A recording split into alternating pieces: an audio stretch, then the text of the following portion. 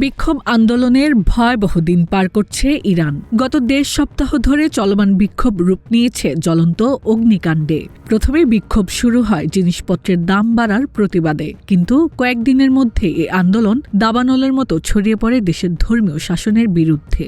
সর্বোচ্চ ধর্মীয় নেতা আয়াতুল্লাহ আলী খামেনির বিরুদ্ধে রাস্তায় নেমে আসেন বহু মানুষ। পরিস্থিতি সামাল দিতে কিছুটা বেগ পেতে হলেও দমে থাকেনি খামেনি প্রশাসন। কঠোর হাতে বিক্ষোভ দমন চালাচ্ছেন দেশের আইন শৃঙ্খলা বাহিনী সহ রেভলিউশনারি গার্ডের সদস্যরা। ইন্টারনেট সংযোগ বন্ধ থাকায় প্রকৃত চিত্র কতটা ভয়াবহ তা নিশ্চিত করে বলা কঠিন বলে মনে করছে অনেক মানবাধিকার সংস্থা।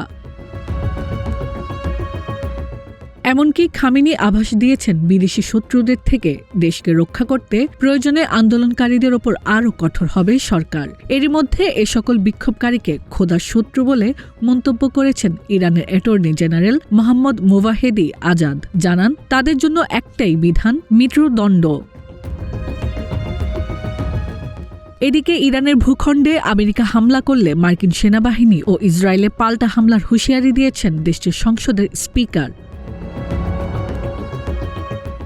এই পরিস্থিতিতে ইরানের শাসকদের উদ্দেশ্যে আবারও বার্তা আসে মার্কিন প্রেসিডেন্ট ডোনাল্ড ট্রাম্পের পক্ষ থেকে। ট্রুথ সোশ্যালে দেয়া এক পোস্টে তিনি বলেন, স্বাধীনতার দিকে তাকিয়ে আছে ইরান, আর তাদেরকে সাহায্য করতে প্রস্তুত আমেরিকা।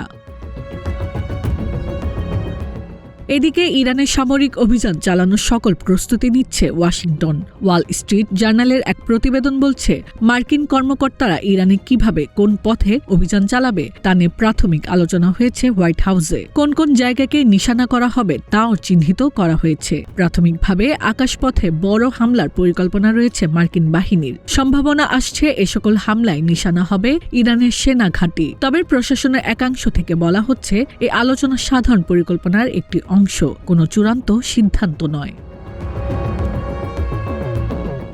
বিক্ষোভ সহিংসতা ঘিরে এখন প্রশ্ন, সরকার বিরোধী এই আন্দোলন ইরানকে আবার রাজতন্ত্রে ফেরানোর জন্য কিনা।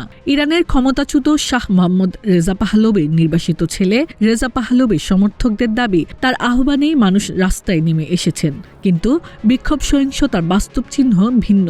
বিক্ষোভকারীরা ধর্মীয় নেতাদের ৪৭ বছরের শাসনের অবসান চাইলেও রাজতন্ত্রের প্রত্যাবর্তনকে এখনও অনেকে সন্দেহের চোখে দেখেন। অন্যদিকে আন্তর্জাতিক পর্যায়ে আমেরিকার প্রেসিডেন্ট ডোনাল্ড ট্রাম্প এখন পর্যন্ত রেজা পাহলভিকে সমর্থন দেননি।